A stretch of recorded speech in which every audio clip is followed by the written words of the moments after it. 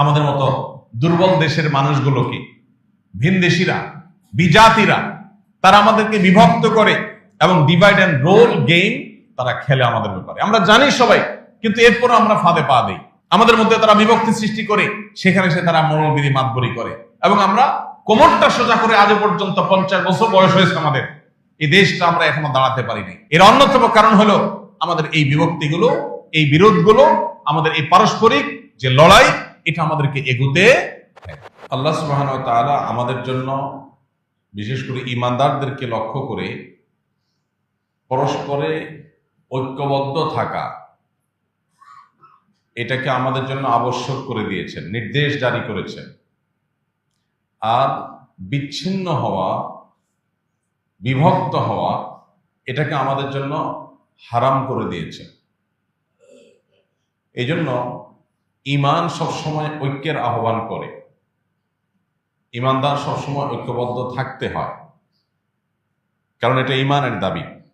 আল্লাহ সুবহানাহু ওয়া তাআলা বলেছেন, ওয়া'তাসিমু বিহাবলিল্লাহি জামিআন ওয়া লা তাফাররাকু, তোমরা আল্লাহর রশিকে সবাই মিলে আঁকড়ে ধরো, ওয়া লা তাফাররাকু, আর তোমরা বিচ্ছিন্ন হয়েও না, বিভিন্ন দলে দলে, গ্রুপে গ্রুপে বিভক্ত হয়েও না।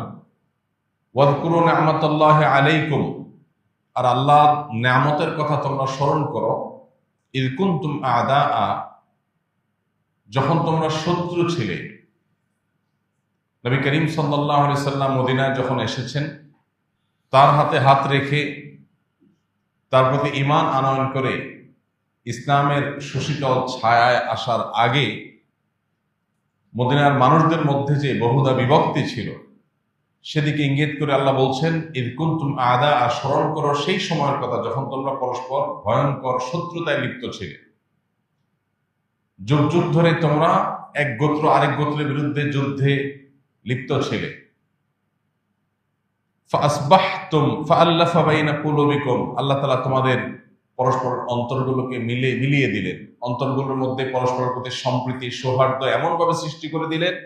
ফাসবাহতুম বিনিআমাতিহি ইখওয়ানা, ফলে আল্লাহর নেয়ামতে তোমরা ভাই ভাই হয়ে গেলে একে অন্যের প্রতি।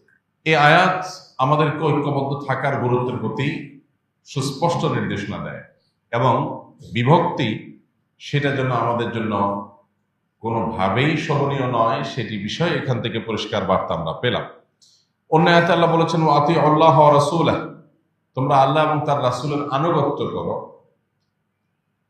তবে আল্লাহ এবং তার রাসূলের আনুগত্যের পাশাপাশি ওয়ালা তানাযাউ,